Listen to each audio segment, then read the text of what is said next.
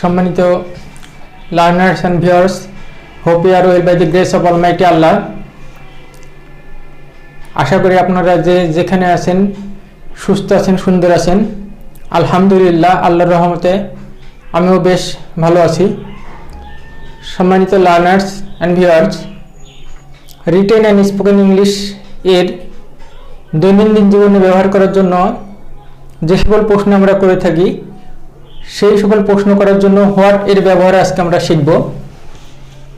সাধারণত হোয়াট দিয়ে কীভাবে প্রশ্ন করতে হয় এটা আজকে আমরা শিখব। তার আগে আপনাদের কাছে একটা অনুরোধ, যারা আপনারা আমার চ্যানেলে নতুন তারা দয়া করে পাশে থাকা বেল বাটনে ক্লিক করে রাখুন এবং সাবস্ক্রাইব করে রাখুন, যাতে করে ভবিষ্যতে কোনো ভিডিও আপলোড দিলে তার নোটিফিকেশন খুব সহজে আপনি পেয়ে যেতে পারেন। তো ডিয়ার লার্নার্স, চলুন শুরু করা যাক হোয়াটের কিছু ব্যবহার এবং সেই হোয়াট দিয়ে প্রশ্ন এবং উত্তর বা অ্যান্সার কীভাবে করতে হয়। তো ডিয়ার লার্নার্স, প্রথমে সবচেয়ে গুরুত্বপূর্ণ এবং সবচেয়ে পরিচিত যে শব্দটা আমাদের যে সেন্টেন্সটা, সেটা হচ্ছে তোমার নাম কি। আমরা প্রশ্ন করি তুমি কে, তোমার নাম কি, এটা। তাহলে হোয়াট ইজ ইউর নেম, এটা খুবই পরিচিত।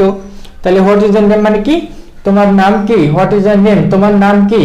এটার জন্য আমরা কি বলতে পারি, এই প্রশ্নে যখন উত্তর দেব তখন আমরা বলতে পারি যে my name is Abdul Karim, আমার নাম আব্দুল করিম। অথবা এভাবে বলতে পারি যে আই এম আব্দুল করিম।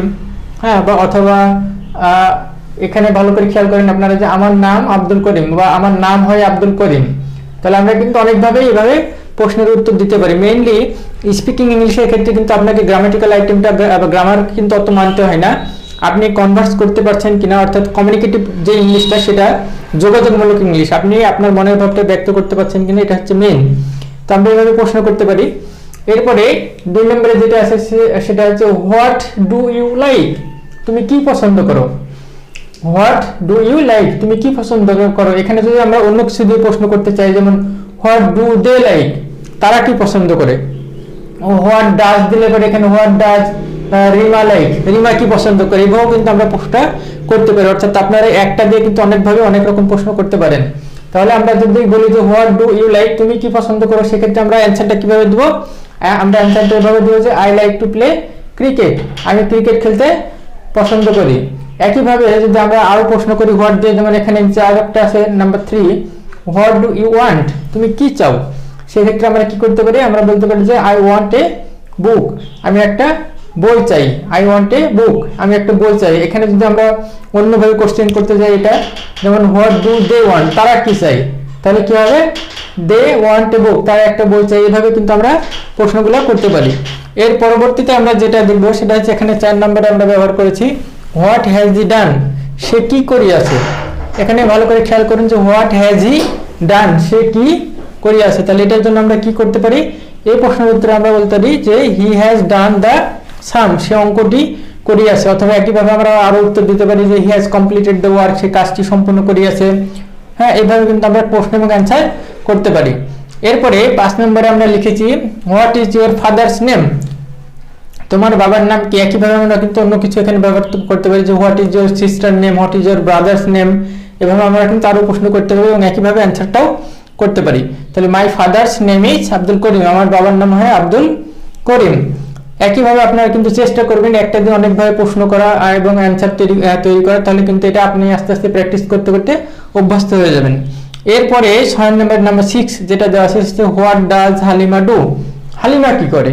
তাহলে আমরা যদি এখানে হালিমা না লিখে লিখতাম যে হোয়াট ডাজ হি ডু অথবা হোয়াট ডাজ শি ডু, এভাবে কিন্তু আমরা প্রশ্ন করতে পারি। তাহলে এখানে আমরা অ্যান্সারটা দিয়ে দেবো যে Halima is a student, Halima একজন ছাত্রী, অর্থাৎ হালিমা হয় একজন ছাত্রী। কি করে তার অর্থ সেটা তার পেশাকে বোঝাচ্ছে। তাহলে এইভাবে কিন্তু আমরা অনেক প্রশ্ন করতে পারি। এর পরবর্তীতে আরো কিছু আমরা এই প্রশ্ন শিখব।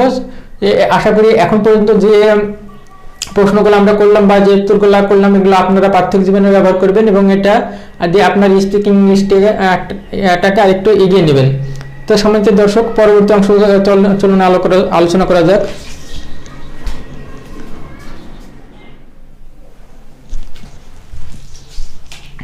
সম্মানিত ভিউয়ার্স, তাহলে চলুন দেখে নেওয়া যাক হোয়াটের আরো কিছু প্রশ্ন এবং অ্যান্সার, আমরা কিভাবে হোয়াট দিয়ে প্রশ্ন করবো এবং অ্যান্সার করবো। তাহলে নাম্বার 7 আমি যেটা লিখছি সেটা হচ্ছে what is he teaching you, অর্থাৎ সে তোমাকে কি পড়ান, কি শিক্ষা দেন। তাহলে আমরা কি করব প্রশ্ন করার সময়, he is teaching me English, তিনি আমাকে ইংরেজি পড়ান বা ইংরেজি শিক্ষা দেন। একইভাবে কিন্তু আপনি আরো প্রশ্ন করতে পারেন যে what is she teaching you, অথবা what is Rahim teaching you বা হিম, এভাবে কিন্তু আপনি প্রশ্ন করতে পারেন। সাবজেক্টের জায়গায় বা অবজেক্টের জায়গায় চেঞ্জ করে দিয়ে কিন্তু আপনি আরো প্রশ্ন তৈরি করতে পারেন এবং অ্যান্সারগুলো ঠিক সেভাবে দিতে পারেন। এরপরে number 8, what does he like, সে কি পছন্দ করে, কি পছন্দ করে বলতে কি করতে পছন্দ করে। তাহলে হি লাইকস টু সুইমিং, হ্যাঁ হি লাইকস টু সুইমিং, সে সাঁতার কাটতে পছন্দ করে। এই জায়গায় কিন্তু আমরা আরো অন্য কিছু দিতে পারি, সে সাঁতার কাটতে পছন্দ করে, ক্রিকেট খেলতে পছন্দ করে, বই পড়তে পছন্দ করে, এভাবে কিন্তু আমরা আরো দিতে পারি। Then number 9, what is your father, এটা হলো যে আপনার বাবা কি করে, বাবা কি করে অর্থাৎ বাবার পেশাকে বোঝাচ্ছে। তাহলে আমি কি বলবো, my father is a teacher. আপনি এখানে হয়তো my father is a businessman, teacher, farmer, rickshaw puller, এভাবে কিন্তু আরো অনেক কিছু ব্যবহার করতে পারেন। এরপরে number 10, what does the picture look, অর্থাৎ ছবিটি কেমন দেখায়, অর্থাৎ কি দেখাচ্ছে ছবিতে, অর্থাৎ কেমন দেখায়। তাহলে আমরা অ্যান্সারটা কি দিয়েছি, দ্য পিকচার ইজ নাইস, ছবিটি সুন্দর দেখায়। যদি এটা হাউ দিয়ে প্রশ্নটা করলে বেশি ভালো হতো, তারপরে আমি এখানে হোয়াট দিয়ে করেছি, what does the picture look. এর পরবর্তীতে আমরা 11 নম্বর দেবো, number 11, what if the bus is late, what if কি হবে, if the bus is late, যদি বাস দেরি করে। তাহলে আমরা অ্যান্সারটা কি করব, if the bus is late, যদি বাস দেরি করে, we will miss the train, তাহলে আমরা কি করব, ট্রেন মিস করব।